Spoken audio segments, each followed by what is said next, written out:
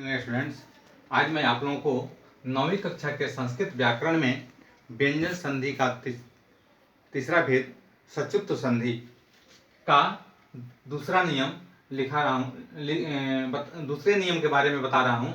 इसका दूसरा नियम है कि प्रथम र हलंत का लोप और ह्रस्व स्वर का दीर्घ।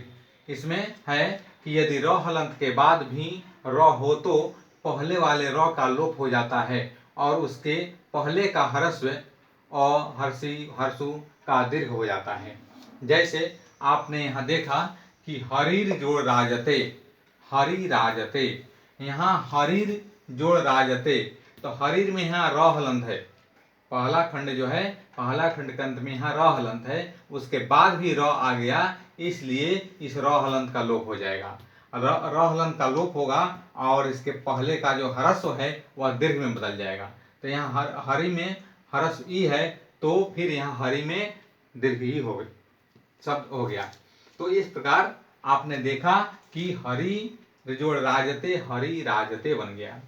उसी तरह से नीर जोड़ रसह, नीरसह, नीरसह, तो यहाँ भी नीर में र हलंत के बाद रो आया है, तो यह र हलंत जो है उसका लोप हो गया और उसके पहले का ह्रस्व यहाँ दीर्घ में बदल गया है। न में हर्षिकार है तो यहाँ नीरस में न में दीर्घकार हो गया है। ठीक उसी तरह से नीर जोड़ रोग, निरोग, यहाँ भी र हलंत के बाद र है तो र का लोप हो गया, र हलंत का लोप हो गया और उसके पहले का ह्रस्व दीर्घ में बदल गया। न में हर्षिकार है तो फिर इधर निरोग में न में दीर्घकार हो गया।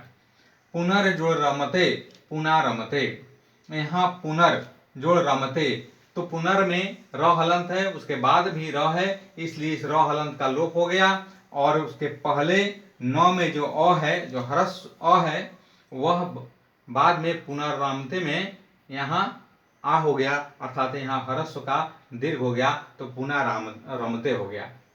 नीर जोड़ रजह, नीरजह, यहाँ र हलंत के बाद फिर र है तो इस र हलंत का लोप हो गया और उसके पहले का ह्रस्व यहाँ दीर्घ में बदल गया तो निर्जह हो गया। उसी तरह से हरिर जोड़ रक्षति, हरि रक्षति, यहाँ भी र हलंत का लोप हो गया है और हरि का ह्रस्व यहाँ हरि में दीर्घ हो गया है, तो हरि के हर्ष ई का यहाँ हरि में दीर्घ ई हो गया है। इस प्रकार जो है यह इसका दूसरा नियम है। अब इसका तीसरा नियम मैं बता रहा हूँ।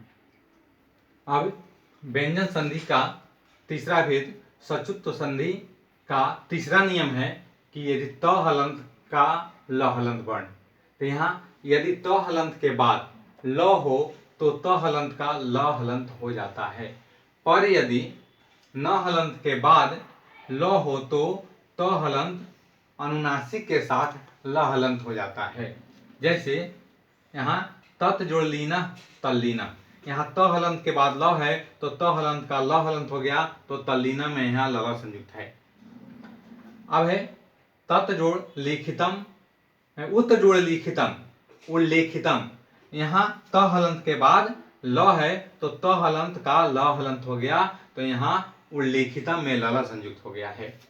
फिर उत जोड़ लेख, उल्लेख, यहाँ त हलंत के बाद ल है तो त हलंत का ल हलंत हो गया है और लेखा जुट गया है तो उल्लेख शब्द बन गया है। पर यदि नियम लिखाया गया है कि पर यदि न हलंत के बाद ल हो तो त हलंत अनुनासिक के साथ तो न हलंत अनुनासिक के साथ ल हलंत हो जाता है। यहाँ लिखाया गया है कि पर यदि न हलंत के बाद ल हो तो न हलंत अनुनासिक के साथ ल हलंत हो जाता है। तो यहाँ महान जोड़ लाभ, महान लाभ, यहाँ महान में न हलंत है, उसके बाद ल है, इसलिए यह न हलंत अनुनासिक यानी चंद्र बिंदु के साथ ल हलंत हो गया तो महालाभ हो गया। भवान जोड़ लभते, भवान लभते, यहाँ न हलंत के बाद ल है, इसलिए न हलंत अनुनासिक यानी चंद्र बिंदु के साथ यहाँ ल हलंत हो गया है तो भवान लभते हो गया। फिर भवान जोड़ लघु, भवान लघु, यहाँ भी न हलंत के बाद ल है तो न हलंत अनुनासिक यानी चंद्र बिंदु के साथ यहाँ ल हलंत हो गया है तो भवान लघु लघु हो गया। अब है विद्वान जोड़ लिखति, विद्वान लिखति, यहाँ भी न हलंत के बाद ल है तो न हलंत यहाँ अनुनासिक चंद्र बिंदु के साथ यहाँ ल हलंत हो गया है। इस प्रकार जो है कि व्यंजन संधि का नियम समाप्त हुआ।